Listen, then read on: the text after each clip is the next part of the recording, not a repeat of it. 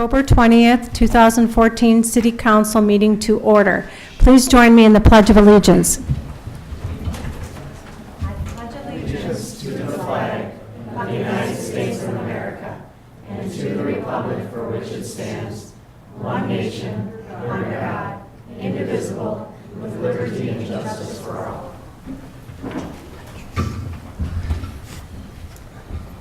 Okay, I'd like to introduce our City Council. To my left is Mark Vanderlinde, Arlene Donahue, and Tyler Abens. Bob Christians is absent this evening. Our City Engineer, Paul Hornby. To my right is our Interim City Administrator, Mike Baroni. Brian Grimm, our Finance Director. David Abel, our Community Development Director. And Ron Beatty, our City Attorney. And Paul Falls, our Director of Public Safety. So, first item on the agenda is to approve the agenda. Motion to approve. I'll second it. All those in favor? Aye. 4-0. Okay. Next is our persons to be heard, and nobody has signed up to speak, so we will move on. Our next item gives me great pleasure to recognize an outstanding employee, Terry Harstead, and wish her best wishes on her new position in New Brighton. And Terry, if you would join me in front. So Isaac, in the back, we're going to have Terry and the mayor stand at the front podium if you want to make sure you get that. Mayor Hunt's going to read a proclamation. Yeah, you can be in front, I think, in front of the podium maybe, so they can pick you up on the microphone. The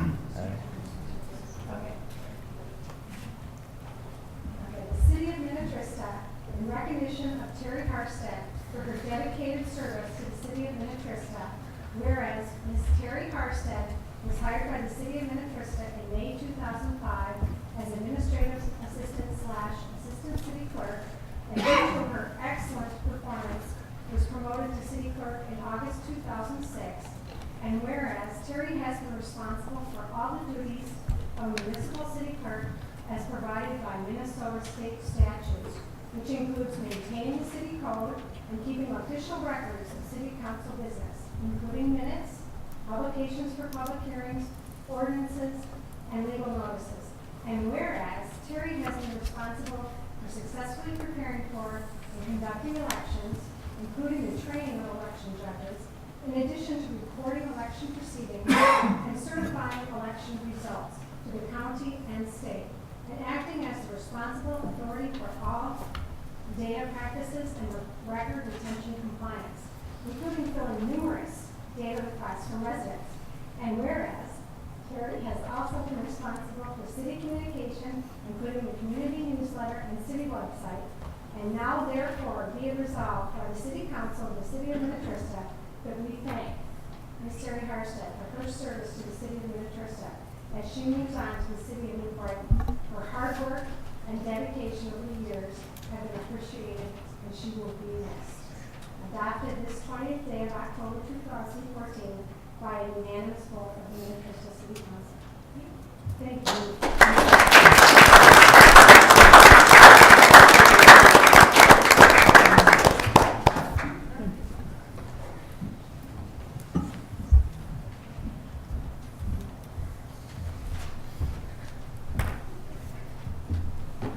It's always a sad day when you lose someone like Terry, but this is a big step in her career, and we wish her the best. Next, we'll move on to the consent agenda. Any questions? Changes? The only thing I would like to pull would be I. I'd like to discuss that a little bit. Okay, and I have a couple of minor changes to the minutes. I mentioned them earlier, but I'll just go over them for the record. They're minor, but they should be corrected. On the October 6th minutes, added under the discussion included. My Adobe just stopped working. That's not good. So which, Shoot. Do you want to read them, Terry? Because we went over them. My computer just went down. Yeah, I don't have it all. You just want the bullet points? No, there were some corrections. There was MnDOT when it should have been Met Council. There was a discussion of our Sorry. permits meeting. Are you going to the 6th, the regular minutes, regular meeting? Yes, that was the first one. Okay, Okay. let me see if I can get this back up. Because I tagged them. Let me see if I can get it back up. If I can get Adobe to work again. Okay. That's special meeting. And what item, Mayor? It's under all the minutes. There's just one change to like each. Okay, hold on. Sorry about this.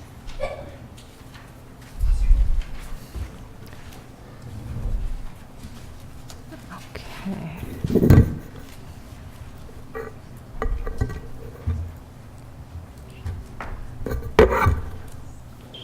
Yeah, let me do yours. Well, I don't have them marked on yours. Well, I can probably remember them. Okay, so, under the first set of minutes, which is October 6, 2014, under the discussion items, there was, I think it was on page, it was before this. Added to the discussion was that the permits were matching the projected growth. I think it was on page, yeah, October 6th.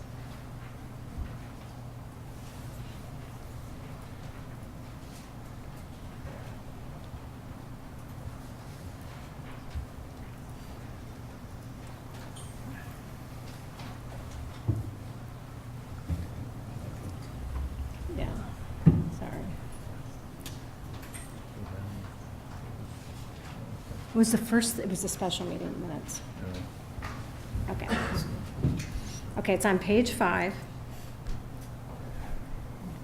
Under discussion included under number 3, add that we also discussed that permits were matching projections for the water treatment plant. That was part of our discussion under water treatment plant update. And then on the next page, under the first bullet point at the top of page 6 is whether raising Enchanted Lane and repairing the storm sewer system at Enchanted Lane near Phelps Bay should be done when the road is reconstructed, not later. Because we want to make sure that those were parallel projects done at the same time. And then the only other change was the MnDOT to Met Council about the sewer. It was, let's see. That last bullet point? Whether or Yeah, not MnDOT where it would said be- MnDOT, yeah, that should be Met Council, Okay, replacing the sewer pipe. Met Council's in charge of sewer. right. So whether or not So Met those would- Council would be willing to replace sewer line in conjunction with Correct. city projects, okay.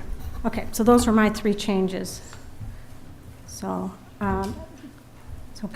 other than removing I from the agenda, do you want to approve the rest of the consent agenda with those changes? I'll make a motion to approve it as changed. I'll second. All those in favor? Aye. 4-0, and then we'll discuss I. Do you want to lead this, Mark? Sure, page 48. I mean, I think it's pretty clear. I just wanted to make sure that we're all on the same page here, that these stormwater ponds get cleaned out before the final payment's issued. And it, like I said, it's pretty clear that that's what it's stating, but I just want to make sure that that we're on that. And Brian and I did have that conversation to make sure that those payments are not made until we get all the required documents for the withholdings and also the warranty bond, and that one item for cleaning those ponds is taken care of and approved beforehand, so. Oh, yeah. So we're on the same page with that. Yeah, and I just, like I say, wanted to make sure that it didn't get covered under warranty. So. No, that's actually our last punch list item for that particular project, so. Okay. No, I'm good with it then. Okay, so can I get a motion to approve letter I? Motion to approve consent agenda letter I. I'll second it. All those in favor? Aye. 4-0. Okay, there's no public hearings, So we will move on to the business items and start with the adopt assessment roll for Kings Point Road project. This is Brian. Thank Yep. you. Thanks, Madam Mayor and Council. This item's on pages 70 through 76 of your packet, and it is for adopting the assessment roll for the Kings Point Road improvements. The Kings Point Road project, it was approved last summer, and the part of the financing package was that the Woodland Cove LLC development was paying the lion's share of the costs for 100% on the road, and then we had some the city share of some water main oversizing and some utilities, things like that. But the agenda item here is to adopt the assessment roll, and I guess a couple of things I'll highlight.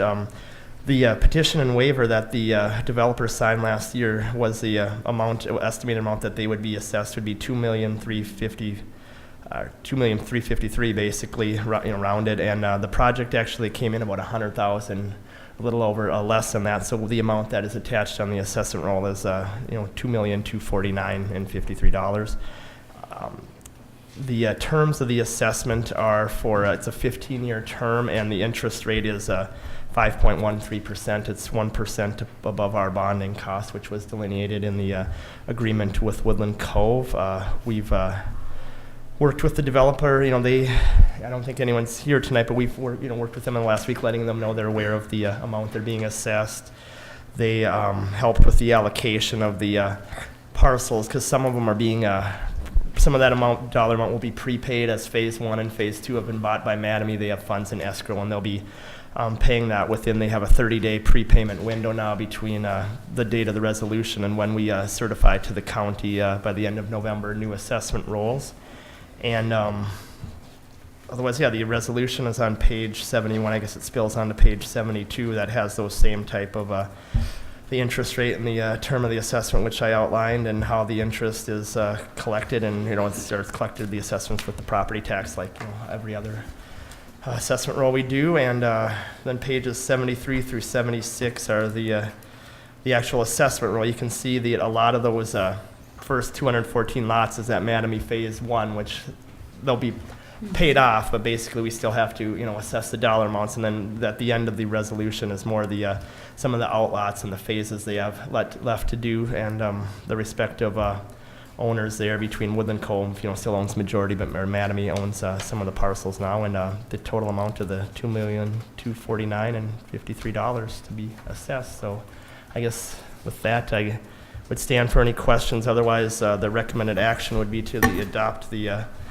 assessment roll, the resolution adopting the assessment roll for the Kings Point Road improvement project. Council? Any questions? I'll entertain a motion. I'll motion to adopt the attached resolution and assessment roll for the Kings Point improvement project. I'll second it. All those in favor? Aye. It's 4-0. Okay, receive quotes and award contract for Enchanted Lane Overlay Project. Who's handling That that? would be me. Paul? Good evening, Okay. Mayor and members of the council. In your packet, there's the results of a quote we requested for the overlay of Enchanted Lane. This is for the area where we remove the temporary roadway. What this does is it brings it back up to the elevation which it was. We did send out quote requests from 5 contractors. We received 1 quote back. I suspect that's a result of the current construction market and the season. Everyone's trying to get their work done here at the end of the year. We did get a very good quote back from GMH Asphalt Corporation. Their quote was for $46,010. The engineer's estimate is $46,860. So we think that's a very good quote. They actually would like to start to work tomorrow. There'll be a little bit of a time for us to get contracts and bonds together. However, we wouldn't be obligated to pay them until they get that paperwork in. Being that we have some good weather, I would rather they just get moving on the project. This contractor is also working on another community's mill and overlay project, so they're ready to go, which probably also is a result of the good bid we got. So with that, we recommend that you approve the resolution receiving the quotes and awarding the contract for the Enchanted Lane Overlay Project. One other thing I should add is this should be 100% reimbursable through FEMA. Okay, any questions? If we don't do this, can we apply that towards actually rebuilding it, or is FEMA, is it strictly they're only gonna pay if we overlay? Only if we expend the dollars.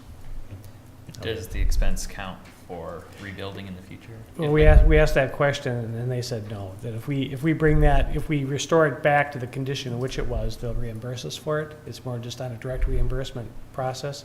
If we want to improve it, there's another program which goes through a state grant that we can apply for, and then only a percentage of that might be available or be reimbursed or granted as a grant. When would you have to apply for that grant?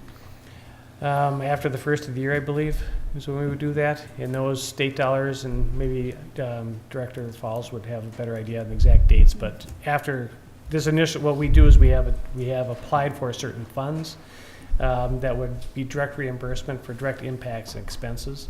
Under that schedule, we apply for those as reimbursement. This would be part of that. And then there's a mitigation grant we can also apply for through the state dollars, and they recommend we do that for this as well if we want to try to raise Enchanted Lane. How much did it sink, do you know?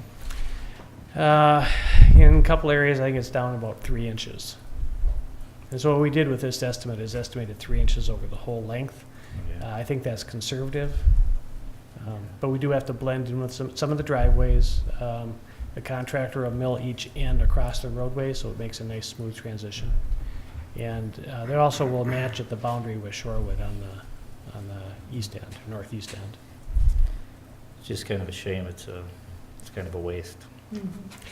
That's the unfortunate part. The one saving part is that it gives a good driving service for our residents and also for maintenance purposes. So it gets you back to that point, probably actually a little bit better than that point.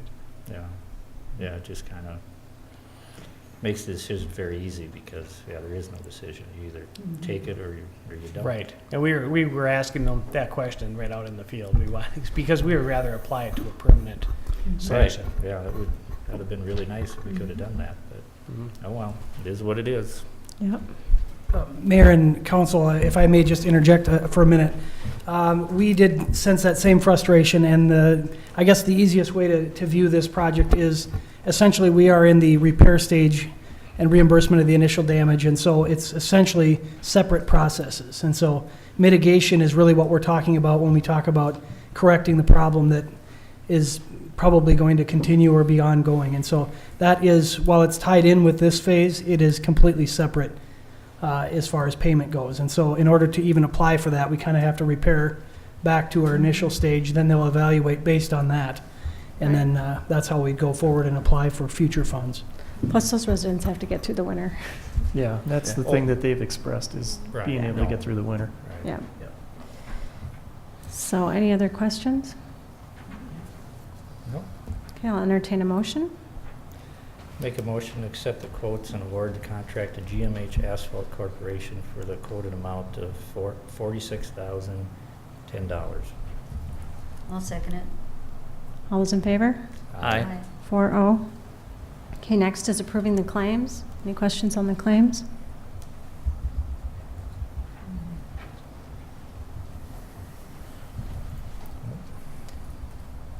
Tyler?